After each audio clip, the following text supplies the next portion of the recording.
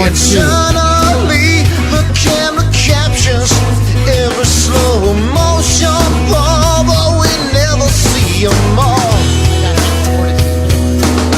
It's like 1,000 lifetimes lived at one time, but it's all you find right behind your eyes. The movies televised in your mind.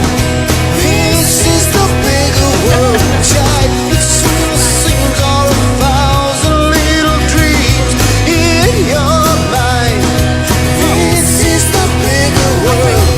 You presume every time I leave. It's on my Uncle Jimmy blew up the post. It's soft and sweeter that I. Yeah, I've seen his Instead of all that noise, Check it. just your Checking on the check. storyline to help you pass the time. Check or cash? Hello, check. We're all so busy every day making movies, addicted to the pictures that tell us Chris what the Underwood. truth is. You laugh and cry about the stories you tell yourself. All right, everybody. We're ready to get the party started. The starty parted farted. So, this is, we're in the second week of the big quarantine. And so we're going to keep it. We're going to give you some rock and roll tonight, right? Always. I mean, if you ain't got rock and roll, like, what the fuck? I'm just putting it out there. I bought Rock and Roll High School on DVD for $1 Rock and roll high school. today at Dollar General in Hickory. So, I wanted some stuff I want to do, and we're gonna talk about this later. We're gonna you guys get more details about this later. We're gonna do a contest, and the winner gets to come over here and watch heavy metal with Lily and I, and we're gonna you'll get food and some booze, As long as you're of the age. and we'll take pictures. And maybe shoot a little video and everything like this. We're going to do like a little contest for that. Yeah. And if it goes good, we might make it like a regular VIP thing. You can, folks can pay for that. But I'll make laminates. it'll be a good time. All right, guys, we're going to go ahead and get started. Guitars, not guitarists. The actual instrument. Okay, so like if, we're doing this and somebody says, we didn't even talk about Jimi Hendrix. Okay, because there will be one person, I promise. Well, people don't pay attention. It's fine. So Chris and Raven are on. All right, Chris. I want to give a shout out to my friend Steve Jackson, Pianos and Stuff alumni. When we get the world back to normal, you guys get your asses out to In Stuff Music in Pittsburgh and Blawnox and talk to Stevie about a guitar or pedal or amp. He's a total expert. But he did a whole live. He did an hour live tonight, and he mentioned us several times. And so I want to give him a shout out too. I promoted him on mine. He promoted me on his. So this is how we do it. All right. Wow. Okay, guys. Enough screwing around, Lily. Okay, here we go, guys. Loudini Rock and Roll Circus is officially kicking in right now. Many would argue that without the electric guitar, rock in all of its forms simply wouldn't exist. Now, we've done many shows celebrating different rock guitarists. Most infamously, Eddie Van Halen versus Randy Rhoads. We did that recently. But none about the actual guitars that they play. Okay, so this week on the Loudini Rock and Roll Circus podcast, we pay homage to this genre-defining instrument by celebrating the most iconic guitars, not guitarists, in rock. Stick around. You're listening to the Loudini Rock and Roll Circus, changing rock history one podcast at a time.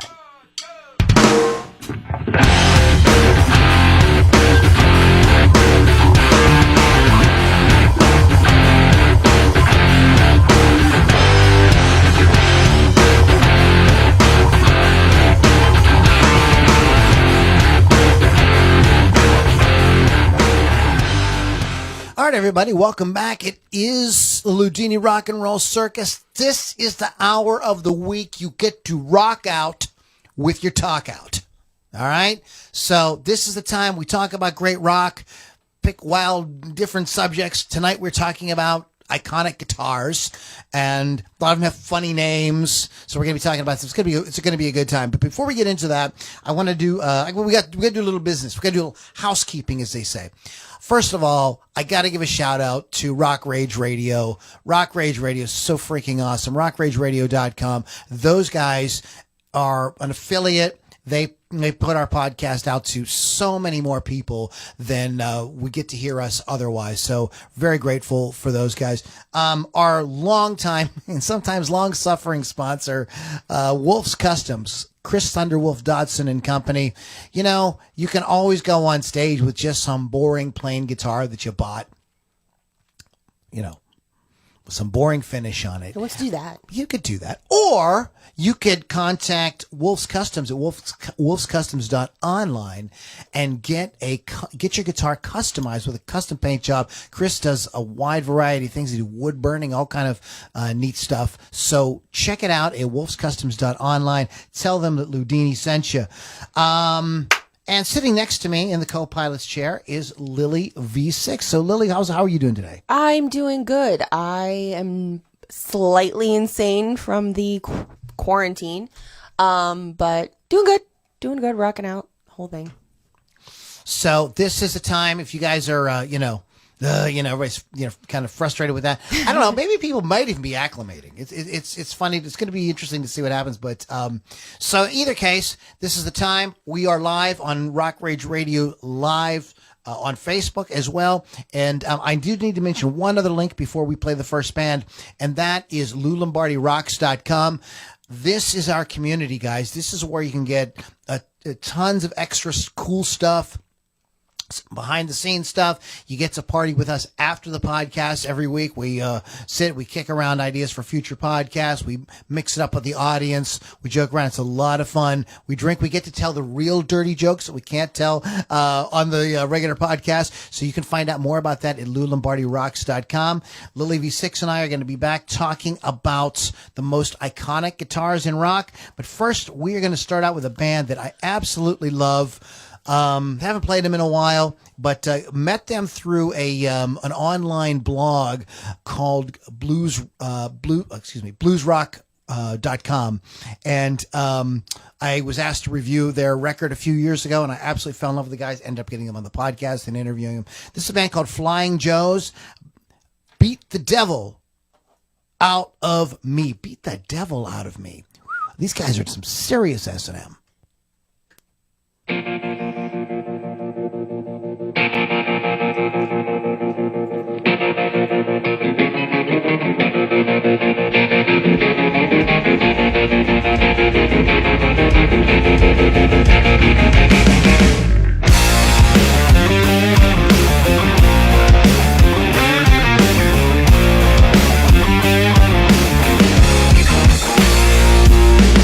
Oh, baby, tell me you the right story, 'cause I'm sick and tired of all your lies. Tell you what, oh my god.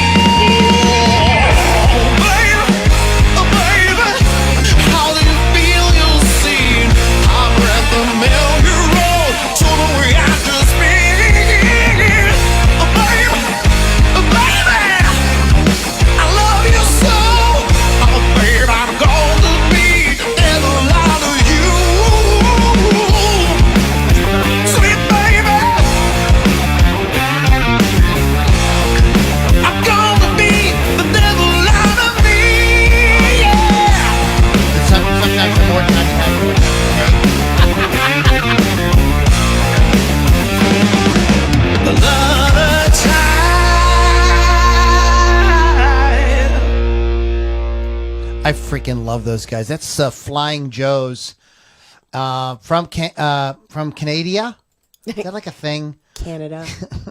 FlyingJoes.com.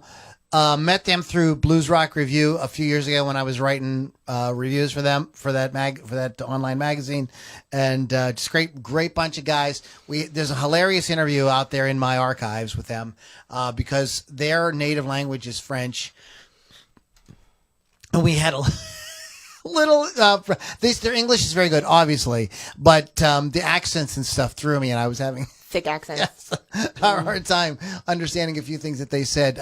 I follow Sid and I are buddies on Facebook, and he posts some very interesting views on world events and stuff like that. So check the guys out, flyingjoes.com. Okay, so guitars, man. Guitar. And Kevin texted me. He says, "Oh, I should be on this podcast." Well, you should. You know what the hell you're doing. But guess what? You're not. Kevin. But so this is a whole thing, and these guitars have names And stories. and all kind of stuff. So I am just gonna let our I have some in my arsenal that at some point I want to talk about, but I was we're going to turn it over to our resident rock historian, Lily V6. So, Lily, what do we have on our list to start with today? I'm just going to start it off with Kurt Cobain's Jag Stang. Left-handed Cobain was a fan of Fender guitars, most notably the Jaguar and the Mustang. When the band recorded Nevermind, Cobain went to the guitar company to create a hybrid. He never recorded with it, though, but he did use it on the In Utero tour in 1994, but not very much, because he didn't really have the time to modify it to his liking, so he rarely used it. And after he died, Courtney gave it to REM's Peter Buck. Well, But it's a cool-looking guitar, even though I don't like Kurt Cobain. What they did was they took a Jaguar and a Mustang and kind of like it looked like they had a baby. It was so cute. And it's a cool guitar.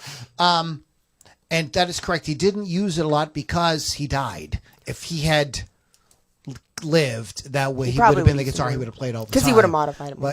But he just didn't, wasn't around long enough for that to happen. An interesting guitar and Kurt Cobain story that I want to share that is absolutely freaking hilarious was that Digitech or DOD, it's the same company, made this pedal when grunge happened, made this pedal called the grunge pedal. And, because they were trying to, they're a business, they were trying to capitalize, and it really was, they did what they thought was the grunge sound. Usually when big companies do stuff like that, they completely miss the mark. But in any case, so they made this grunge pedal, and they were selling like maybe 10 to 20 a month. And then MTV did a backstage with Nirvana and was interviewing Kurt, and they swung around the camera around to the pedal board, and Kurt had a grunge pedal on his pedal board. Really? And he wasn't even plugged into anything. I think that the reason he put it on there because I think it was a kind of a joke, like we invented grunge, so I have to have it on here, like a kind of like or maybe one of the guys in his crew bought it. He does seem ironic, or did seem ironic that way. So they asked him about it because grunge was the word at the time. Everyone was doing grunge. I'm whistling or something. And he's like, "Oh my God, this is the key to my." I wasn't even plugged in. This is the key to my sound. This is like, and he like looks into the camera and like, "Kids, if you want to sound like grunge, you've got to get yourself a grunge." And he was being very kind of like sarcastic. He was being a smart ass, is what he was doing. Grunge pedal sales like went from like 20 a month to like 1,000 a month. Right after that. And they were like they'd never paid Kurt for it or anything, but they were like completely like blown away that this happened. So just a little bit of rock music, little fun, little history there. Guitars, go ahead. Next up, I have Paul McCartney's violin bass. Obviously, he played some of the greatest pop songs ever recorded on this bass. He bought it in 1961 because he thought it would be easier to play as a left-handed musician. There's a lot of left-handers that I didn't realize. And he stuck with it throughout the Beatles' career, so that was something he played. And it's super cute and adorable and definitely It's like violin. Yeah, it takes a special kind of bass player to play that violin. And to play that bass. That is It's the one of my two basses on the list. But I didn't. I've played that bit, not Paul McCartney's bass, but I've played one of those violin basses before, and they're kind of weird. is it like? I kind of feel like it's confined. It's just very weird. And it's also because the body is so small and so light, it's top heavy. So it always wants to do this. The neck always wants to fall on you. I think it's a piece of crap. But if you're in a Beatles tribute band, you got to have, Hofner. You just got to have a You Hofner. got to have it. So what do you got next? Next up on my list is ZZ Top spinning for Dean Z. The guys preferred Dean Zielinski's modified Gibson Explorer, and they decided it was time to do something a little fun and flashy and edgy for the Legs video. So they asked for spinning guitars covered in sheep's wool, and they often play live with the furry instruments. I got to see this at least 3 times, which was pretty cute and exciting, but I kind of feel like the fur would get in the way. I don't know, that's just me. But I don't play guitar, so I don't know. Okay, if we're going to talk about ZZ Top, the Dean Z. Now, please don't take this the wrong way. I appreciate your hard work on this. The spinning Dean Z is the least iconic of the ZZ Top guitars. I realize that, but the it's most furry. important guitar, because if I don't say this, Lily, we're going to get hate mail. Go ahead. The most important guitar is Billy Gibbons' Pearly Gates Les Right. Paul. That is the sound of ZZ Top. I mean, and there's a lot of guys that have.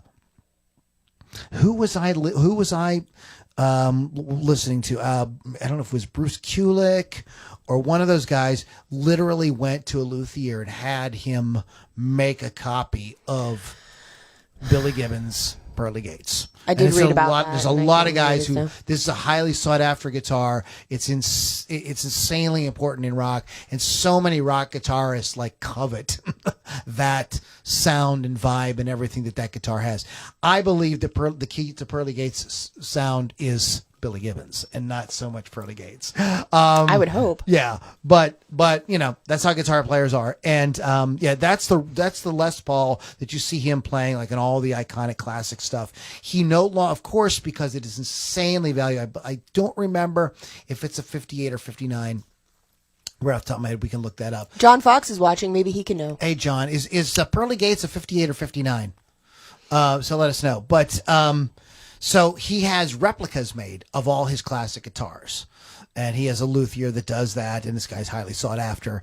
And so he takes those. You see him on stage. It looks like he's playing Pearly Gates, but this guy made him a copy of Pearly Gates, and they even put all the dings and scratches and stuff on it to, give it that same vibe. So, but yeah, Pearly Gates. And the other guitar of Billy Gibbons that is very iconic is Billy Gibbons' Mudwood guitar, which is a guitar that is made. It's got a very cool shape, and I believe Gretsch now makes a replica or version of it.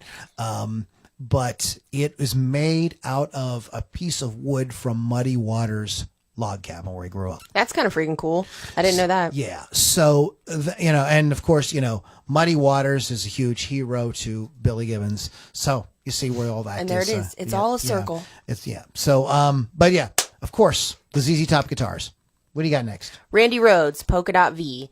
But he does actually have 2 signature guitars. First was the Jackson Rhodes Concorde, and of course the one I'm talking about, the Carl Sandoval Polka Dot V. Both versions of the classic Flying V look very badass. So super cool. But I would have to say the one that is more well known is the Polka Dot V, which is also the one he used to record Crazy Train. So. Yeah, I do love the polka dot look because I'm all into Buddy Guy with his whole polka dot thing going on. So I get it. I love it. And I love Lucy polka dots, the whole thing. So. There is, that was a very standout thing, and it made that guitar look really cool and kind of bring attention to it. Do you have any guitars by the guitar player from Led Zeppelin on your? I do. Okay, I won't mention that then. Okay. I have one. But this is one of these guitars that, really got audiences' attention.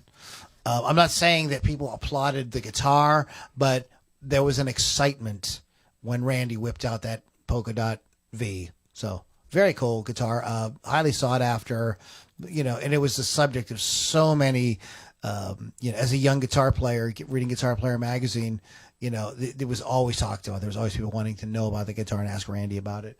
We're going to play another band, and we're going to come back. This is Blindstone. Martin Jespen Anderson's a great dude, great guitar player. This is his band. I told him that because he responded on my Facebook post this week, I told him I would play his band. Blindstone, World of Trouble on the Loudini Rock and Roll Circus.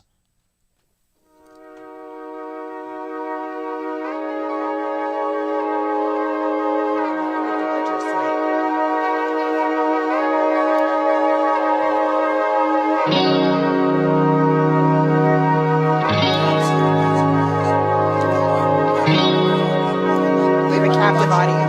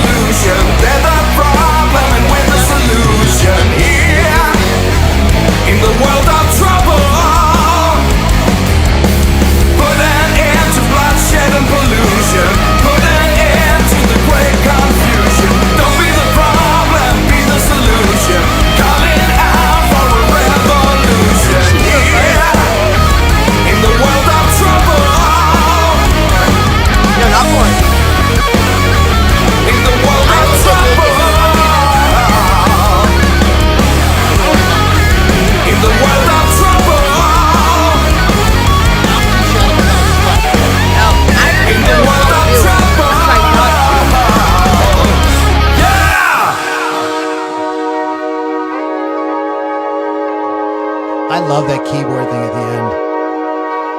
World of Trouble.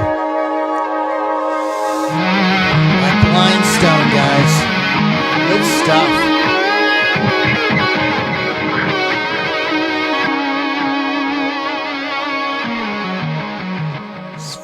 Yeah, Martin's an amazing guitar player. I hear everybody in there. I hear all my favorite, guitar heroes. I hear Robin Trower and Frank Marino and Alvin Lee. It's just like a little Jeff Beck in there. Let me give you guys the web. You want to go to facebook.com/blindstone.official. And they're easy to find as well. All their releases are through Grooveyard. So if you just go to grooveyardrecords.com, you'll find those guys and a lot of other cool bands we do play here on the Loudini Rock and Roll Circus. We're talking about guitars. Speaking of guitars, shout out to Wolf's Customs. Get that custom job done on your guitar. Get that custom paint job. So, guitars. We're talking guitars. What do you got next there, Lily Von Six? Well, I'm going to do some shout-outs real quick here. I got Steven Jackson on, Bill Damiano, Barb Hilashevsky, Dave Brizard, Steven Jackson, did I hear say that? Yes, I did. And Penny McGonigal, who's been watching our show regularly, by the way. Super cool lady there. And Josh Monodoro and Tracy Sampson have been watching all the things. We do appreciate all y'all. We do appreciate all y'all. All y'all. But next on my list is Rick Nielsen's Five Neck Hammer. Oh, hells yeah. Hells yeah. This artist of Cheap Trick plays live with many guitars on the stage, but this one was done for showman's sake, obviously. It's a five-necked guitar. I don't know how much more to explain it, but it's definitely not practical. He does fine with it, though. Super fun to watch, and actually with this or any of his guitars, he's very active on stage, sort of runs around and has a good time with it, but this one is definitely the one that's the most fun to watch him play. It gets it's the topic of a lot of interviews. Again, a lot of guitar mags and guitar websites want to talk to him about that guitar.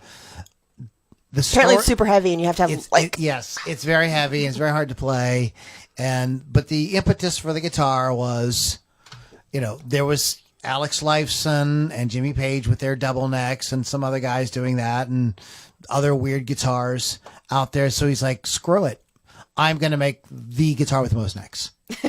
And I'm the winner. And that's it. And I'm just winning. It's a weenie measuring contest. Yeah. It's like, it's exactly what it is.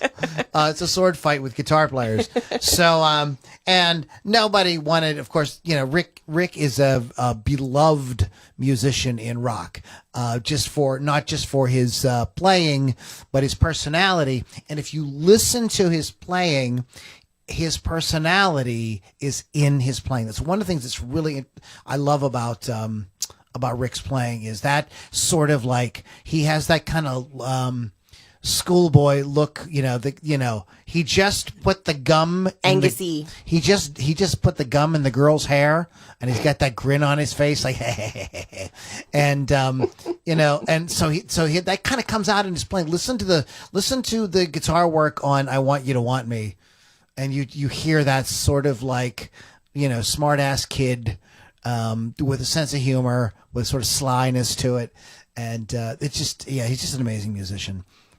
Rick Nielsen's Five Neck Hammer. So what do you got next? I have next is the second and last bass on my list, Gene Simmons' Axe bass, conceived in 1978 as a prop for his demon character to look a little more iconic on the stage, because apparently fire breathing and flying and blood aren't enough.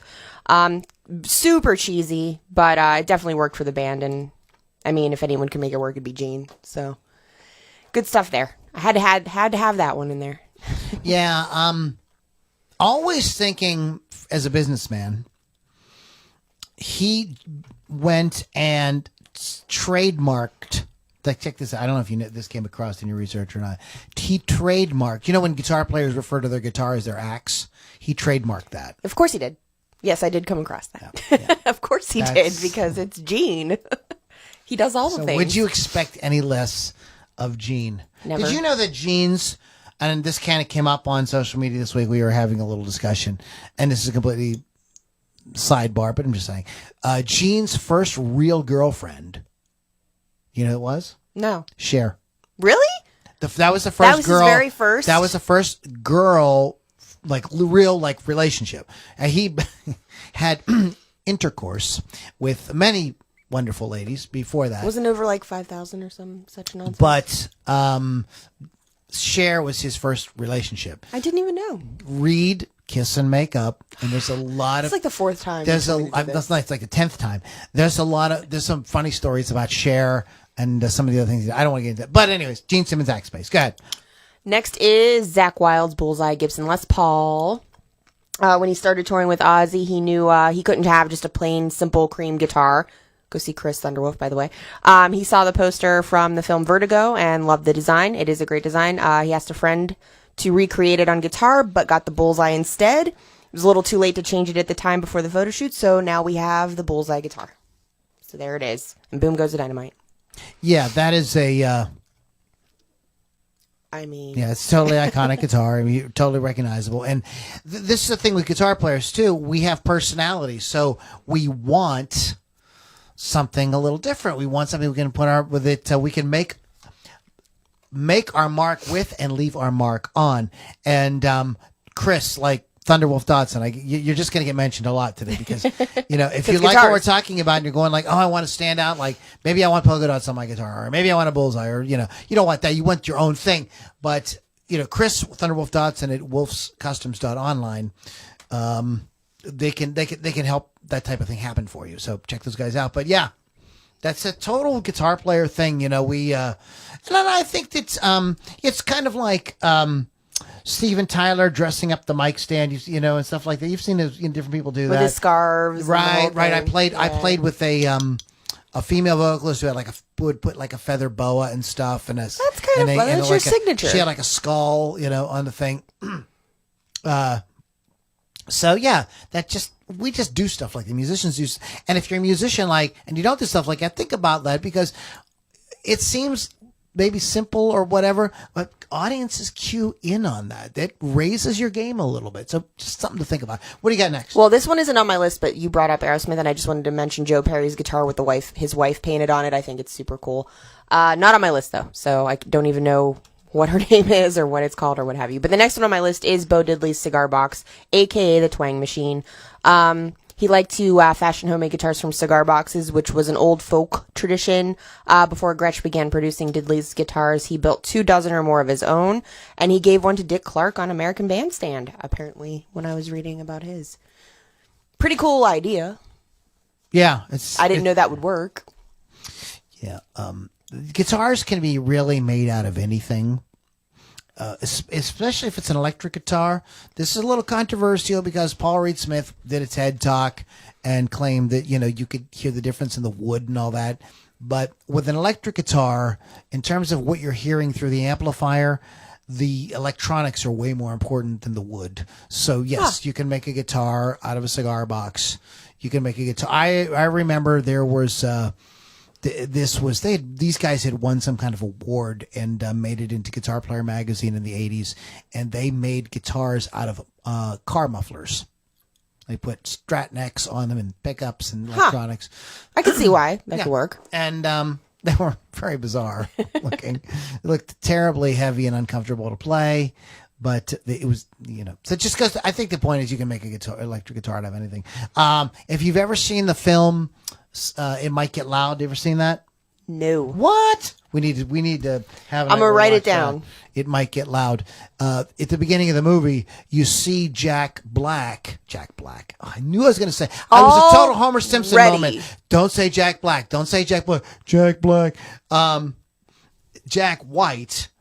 He actually makes a guitar. He actually makes a guitar out of a 2x4, a couple of nails. It's really like MacGyver. Yeah, he MacGyvers a guitar at the very beginning of the movie. It's like a rubber band, and then he plays it. He plays it, and it's badass. He plays this like sick shit on it. So just a little bit of guitar knowledge for you. What else you got? I'm going to bring this one up just because it's Jimi Hendrix, but his Monterey Stratocaster. This is one of the guitars not so known for the appearance of it, but the event that happened. The red-handed Fender Strat strung upside down for a left-handed genius at the Monterey Pop Festival in 1967. The Jimi Hendrix Experience closed their set with an extended version of Wild Thing, when Jimmy knelt next to the Fender and set it on fire, making it one of the most memorable moments in rock history. There are many replicas of this guitar, and John Mayer, who cares, but he has one of the replicas, so... I do not know this for sure, and I could be misremembering it. So John Fox or somebody could jump in and help me on this. But I believe that guitar ended up in Frank Zappa's possession. Could be a thing. And that he did play it for a while. I could be wrong about that. I remember reading an interview with Frank in Guitar Player magazine where he talked about having one of Jimmy's guitars, and I do not remember if it was the Woodstock or the Monterey. So just somebody chime in on that if you Let know us it. know, please. Who's next? Next is going to be Eddie Van Halen's Frankenstrat. I know my Uncle Jimmy will be appreciative of this one. This was Eddie's attempt at combining the sound of a Gibson with the body of a Strat. He got the body at a discount price due to a knot in the wood, and he went on to build the guitar by himself, gave it the custom recognizable finish. And you can find a copy of the Frankenstrat on display at the Smithsonian in Washington, D.C. at the Natural History Museum, which is kind of cool. There are entire YouTube channels devoted to this guitar. That's how important the Frankenstrat is. There's tons of imitations and different versions of it. They literally make shoes and clothes after the finish of the guitar. This is why I did the podcast on why Eddie Van Halen is the most influential guitarist of all time. As great as Hendrix, I'm not saying he's the best guitar player of all time. Most influential, and this is one example that everybody had to have that guitar, and he changed the idea of putting a Gibson style pickup humbucker on your Stratocaster became like second, like it was like the thing, like everybody was doing it like the next day after Van Halen. Like everybody imitated that. And it is still a thing today. There are tons of Strat style guitars out there that have that humbucker in the bridge position. The other thing we need to talk about the guitar is he completely reinvented the whammy bar. The idea of the whammy bar with all the crazy things of the whammy, all the stuff you hear guys like Steve Vai doing and everything like that, you would never be able to do if it wasn't for Eddie Van Halen. Eddie Van Halen, yes, he worked with professionals that helped him, but it was his idea, this whole locking thing and how to make that work, and he popularized that and got people thinking about it. So this is one of the reasons why Eddie is such an important figure in guitar, because of just, if you just take the innovation alone, he's kind of like Les Paul. But then he changed playing as well, too. But this isn't a show about guitar players. It's about the guitar. And that guitar has been copied and redone, and there's a gazillion. Charvel has a version of it. Kramer has a version of it. There's the EVH guitars. There's the Music Man guitars. I mean, it's just like on and on. And Fender makes their own version of that because of Eddie Van Halen. So I'm just going to bring it back. Boom goes the dynamite. Jared One Grease, more before we play another. But yes, real quick. You just touched my bone. Jared Grease said, not that guitar. It was the Isle of Wight Fest guitar for Jimi Hendrix. Was that it, Jared? I knew that Frank had one of Jimmy's guitars. And then the Woodstock Stratocaster's in Seattle. Is in Seattle at the EMP Museum. So that I knew. We have a lot. There's a lot of guitar players who listen to us and follow. So I figured somebody would have the answer. Yeah. So I appreciate it. Thank you, Jared. Next on the list, and we obviously have to mention this one because it's B.B. King's Lucille. He rescued the $30 Gibson from a burning building in Arkansas in 1949. The reason for the fire was two men were fighting over a woman named Lucille. And after that, King named all of his guitars Lucille. In 1980, Gibson began manufacturing the B.B. King signature Lucille model. And it's pretty. And it's also a very famous song by Little Richard. Is it? That doesn't have anything, yeah. That has nothing to do with it. Nothing to do with it. Nothing to do with the guitar. Yeah, Lucille. Like, what can you say about that? It's a great name. I'm going to play another band. I'm going to have to play some more music. This is Hex Vortices. Thank you, Lily Von Six, for bringing these guys to my attention. We have some hard rock, but I'm like, we need some actual metal. I'm like, and I didn't want to play any. Zosa, I love your band, but I'm trying to bring other bands all the time. in. Yeah, we wanted to bring in somebody. We want to do something different. I had something. I'm always going like, I always want to play at least one band that we haven't played before. My favorite podcasts are the ones where we play, all the bands we play are ones we never played before. But I like to play at least one. So this is Hex Vortices. Check it out, guys. Warbound on Loudini Rock and Roll Circus.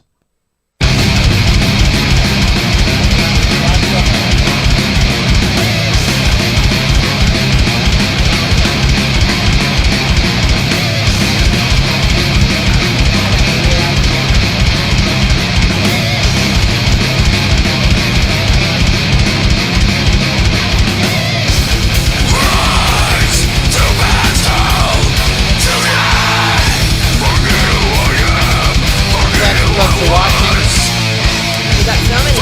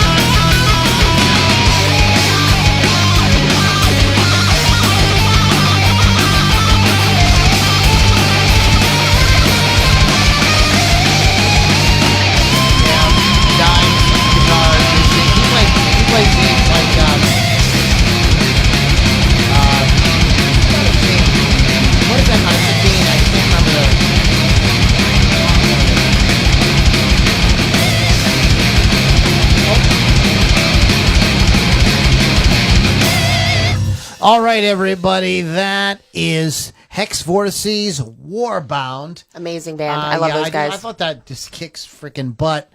And let me give you their stuff. hexvorticesmusic.webs.com. Check those guys out. And all these bands are available on Spotify. So add them to a Spotify playlist. This gets these bands some attention by doing stuff like that. This is how you can help keep great guitar-driven rock alive. You like bands? Take a couple of minutes. If you're a music enthusiast, make a Spotify playlist. In fact, when we get to the after show, I think we're going to start a tradition of everybody making a Spotify playlist, because I want to know what you guys want to hear and the kind of music you guys are listening to. It'd be really helpful. And we can share them around. We'll probably discover all kind of cool bands. Anyways, Hex Vortices, we opened the show with Flying Joes. We played Blindstone as well. So we just got a few more here. And then I wanted to, before we talk about Lily's last three, let me do this. We ran a post this week on that, I don't know if you guys ever heard of it. It's this new social media thing called Facebook. Facebook. I don't know if you guys ever heard of it. But got a lot of comments. An insane amount of, I feel like I got like feedback or something. You hear that? You hear Little like a bit. ring? Oh, I see Matt Risers. I should have said that. One ringy dingy, two ringy dingy. But this is cool. And I guys, I'm sorry I can't read them all.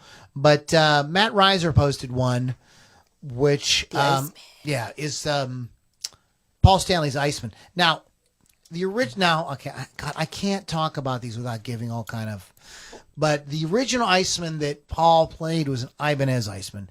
He signed a endorsement deal with Washburn, and they make their own Iceman. It's slightly different, but it's basically the same guitar, the Ibanez Iceman, which I have been told is difficult to keep in tune past the 9th fret. I don't know if that's true or not. So that's cool. Denise Reed and about 20 other people mentioned. Do you have this on your list? It's next. Okay, so we can talk about this. Jimmy Page's double neck Gibson guitar. So, you want to say something about that, Lil? This is the guitar that made the song Stairway to Heaven epic. It looks pretty cool, too. This was also the guitar that made me fall in love with guitarists and date many of them. 12 strings on top, 6 on the bottom, allowed him to play the entire song on stage without switching guitars. It has spawned many imitations. So that is my take on the double neck guitar. Somebody posted, and I do not know who it was, and I apologize if it was in a group or if it's something I read. This guitar, when Page and Plant reunited in the 90s and toured, at some point, I don't know if it was before they played Stairway to Heaven, they were off. The band was off the stage, and the spotlight came on just on that guitar. That's correct. And it got a freaking applause. Yep. The guitar, because people know it's so iconic. And when it's really important guitar on the live version of Stairway. From Song Remains the Same. I mean, that allowed him to really perform that song really, really coolly live.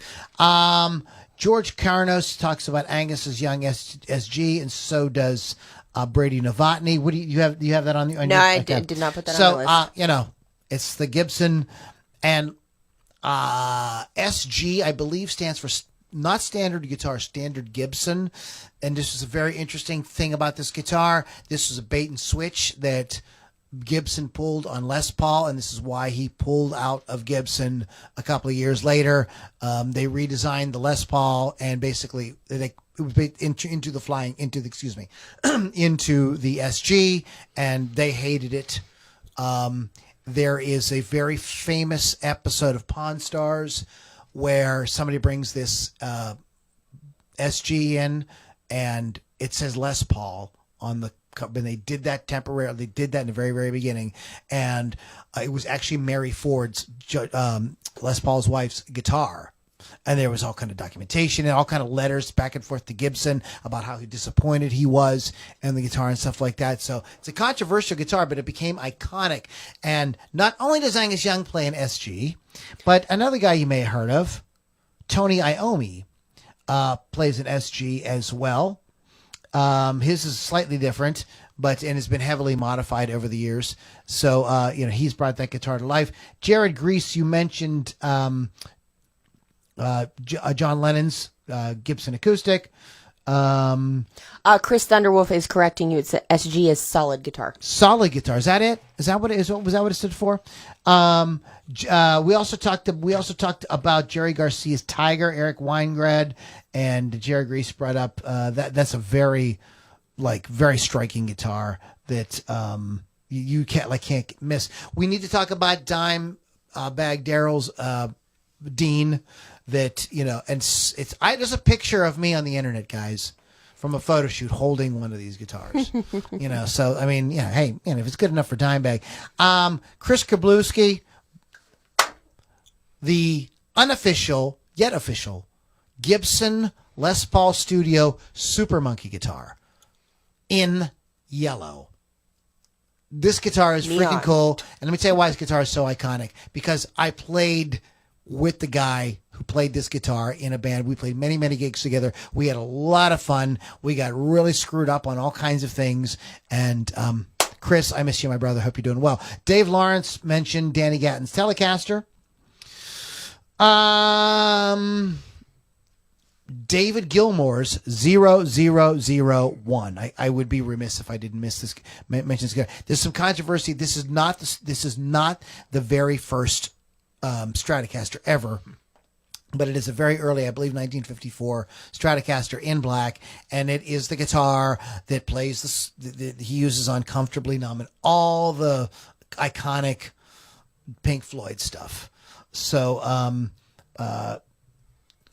Tim Mitchell, Jeff Gardner, Josh Montadoro, What do you put? Jay Ace Shero. Yes. Oh, Brian Urso. And we have to talk quickly about Brian May's red guitar, which he made, him and his dad made. And it is such a cool guitar that like people want to buy that guitar. And different companies over the years have licensed that shape. And Justin Wood mentioned Pearly Gates. There's the Peter Frampton triple pickup Les Paul custom. We have to mention Prince's Cloud. Very iconic guitar, just like, damn. You don't have to, but it's cool. Yeah, it's a very cool guitar. Terry Kath's Telecaster. Thank you so much. Who mentioned that? Jim Horosky. Oh, Uncle Jimmy. Uncle Jim. Oh my God. So anyway, so those are some. We're going to wrap up with Lily Von Six's last couple here, and we're going to get out of here. I snuck an acoustic in there. So Willie Nelson's Trigger. He's been playing the Martin N20 nylon string acoustic, which is the technical name apparently, for more than 40 years. It's named after Roy Rogers' horse. It has no pick cover and a huge hole in the body, and he stated when Trigger goes, then he will quit. Aww. Unless he dies. That hole is from the pick. I'm You know, sure. that's right where you strum, Yeah. and he just wore that out, man. That's how much he loves playing I that mean, guitar. I figure if you find a guitar you love, stick with it. You know, well, you have several, so I don't know about how you work, but So, what else you got? my last one, and I saved it for last because it is, and I know you don't love him, but I love him. Eric Clapton's Blackie. I love him. I love him. I love him. And where he goes, I'll follow. Sorry. Anyway, Blackie.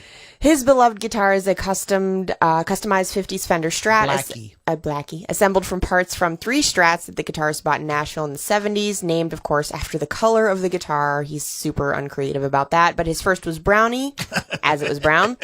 He retired the car. He's getting a blue one. He's going to call it Bluey. Bluey. He retired the guitar in the mid-'80s, and it sold at auction for $959,500 in 2004 to support Crossroads Rehab Center. Yeah. So very cool. Yeah. Yeah. What can I say? Clapton's Blackie. It's Clapton. It's good stuff. I didn't save the best for last, but I saved Eric Clapton for last because he's pretty Well, awesome. I mean, you know, there was a reason why people went around spray painting on walls in the 60s in England. Clapton is God. Right. There's Legit. But Clapton's played other guitars over the years too. He played a.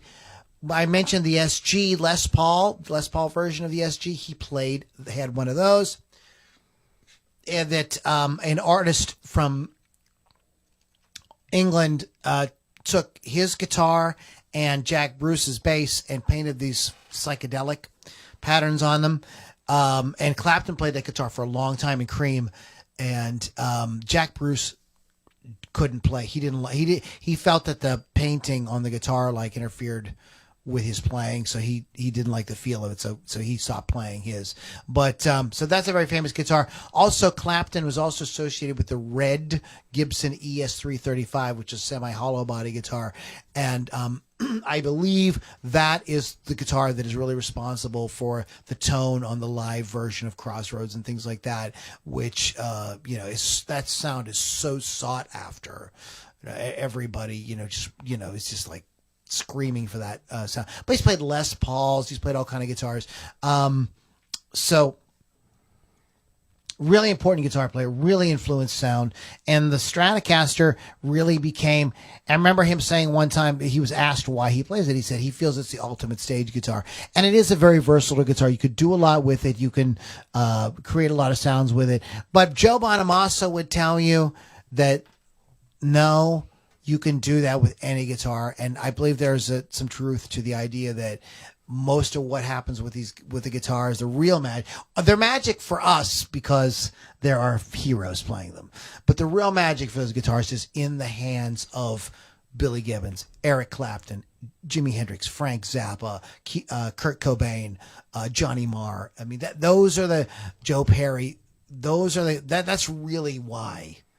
If it wasn't for those Slash, if it wasn't for those guys, Jimmy Page, those guitars would not mean anything.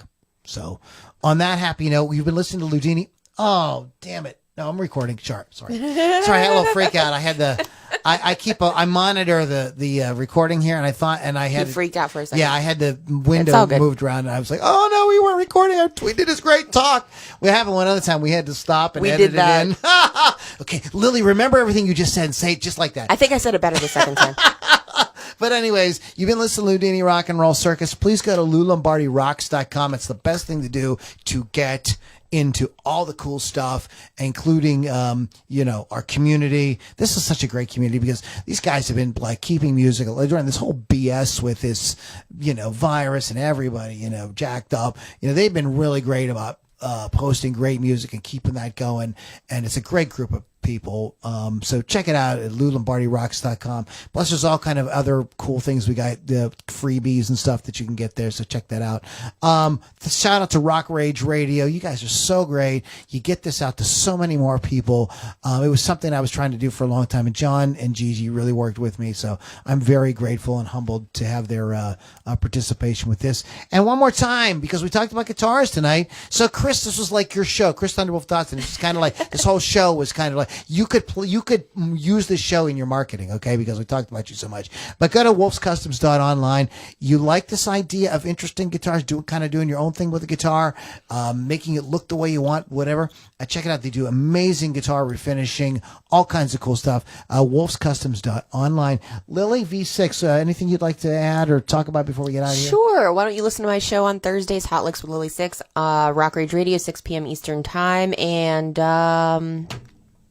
that's all I got. That's all you got. RockRageRadio.com. What shows are you going to this week? Wait. Exactly. I'm not going to any shows this week except for in the privacy of my living room. However, when we do get back online with shows, you can go to the Subalpine, which I do have a shirt for right here. One In more Turtle thing Creek, I want to PA. add is those of you listening live, those of you listening a week later, you will have missed this.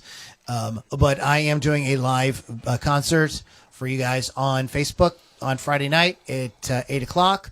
So I put the set list together and I'm looking at these songs, and half of them break my heart and half of them like make me feel like really motivated. It's a kind of all the songs, if you look at them in a certain way, have meaning for what we're all going through right now. So it's just come hang out with me. You guys, look, it's Facebook. Just Lou Lombardi, you'll find me. I'm the Lou Lombardi with a little caricature with the guitar. That's me.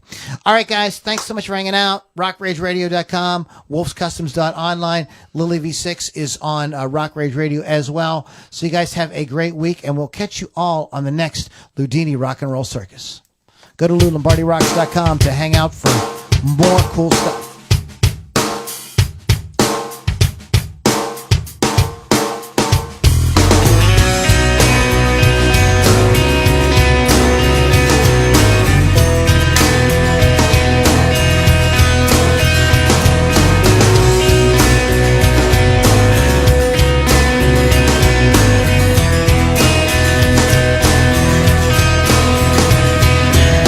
The long black ribbon stretched into a sawdust sky.